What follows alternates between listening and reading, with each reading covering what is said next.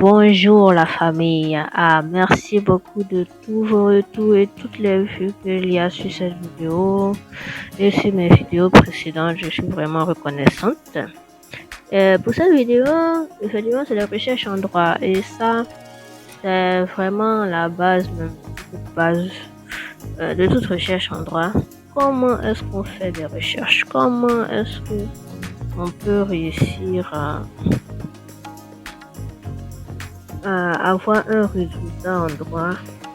Oui, le droit c'est vraiment compliqué, mais ne vous inquiétez pas, dans cette vidéo nous allons voir comment le faire. On va voir comment faire des recherches pour son mémoire, bien pour tout autre travail en droit et dans ses études en général. Voilà, c'est parti. D'abord, la différence avec les autres matières, je pense, c'est que la bibliographie est très importante en droit.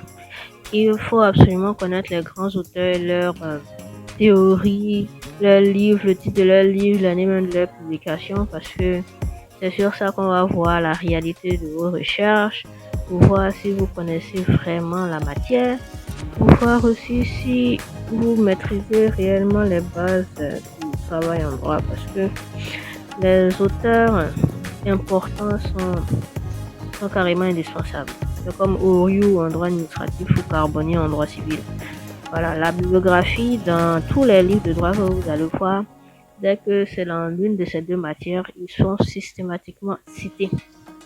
Donc la meilleure manière de revoir votre problématique, vous allez commencer par votre problématique, voir les livres importants qui sont au dos des livres et des manuels que vous allez consulter. Ça, c'est important. Il faut aussi connaître la position des auteurs, savoir si elle a été changée par la jurisprudence ou par la loi, par la doctrine même qui est venue rabâcher toutes les anciennes idées, et vraiment étudier leur position sur le problème et choisir dans quelle direction votre réponse à votre problématique elle-même répond. Voilà.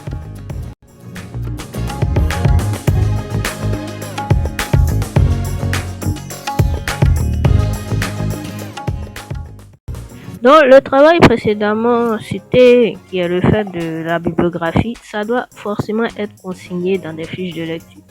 Je ne le répéterai jamais assez, s'il n'y a pas de trace écrite de tout ce que vous lisez, c'est comme si ça s'envole. Donc, le fait de faire des fiches va permettre de constituer même votre bibliographie dans vos propres mots. Et je vais vous expliquer le contenu de toutes ces fiches. D'abord, il faut la date de publication, le nom de l'auteur, l'origine, les pages, le nombre de pages et faire votre résumé personnel de ce que vous avez compris du document. Parce que la bibliographie, c'est la clé de tout travail universitaire et encore plus en droit. Parce que tant qu'il n'y a pas la bibliographie, on ne peut pas comprendre comment vous avez choisi. Parfois, on peut vous attaquer sur le fait que vous n'avez pas cité un auteur très important.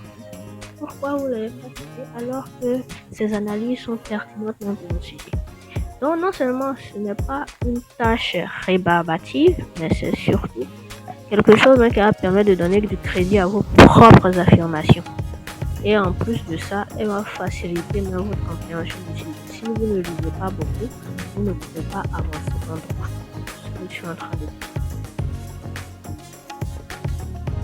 Mais voilà, en plus de ça, après avoir classé, il va falloir faire beaucoup de choix. Pourquoi? Parce que chaque auteur a son idée. Ce n'est pas parce que ce sont des gens qui ont vraiment été les pionniers en la matière que votre avis ne compte pas. Parce que vous devez vous donner votre avis de juriste et la réponse à la problématique choisie. Donc, effectivement, la bibliographie doit avoir un lien très important avec le sujet, mais ce n'est pas tout.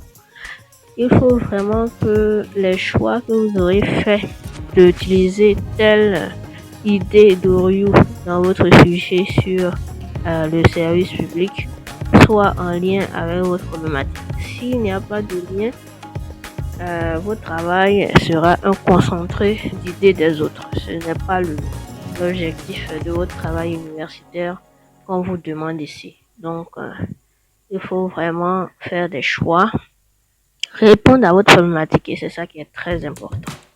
Il faut classer les documents, identifier les documents qui sont les plus indispensables. Sans ça, on va déjà vous attaquer sur les questions. Ça, ce n'est pas faisable.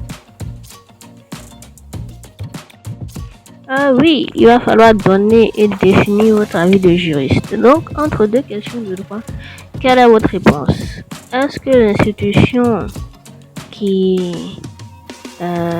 que vous étudiez est assez appropriée pour répondre à la problématique? Est-ce que finalement vous ne vous situez pas du côté de tel ou tel auteur?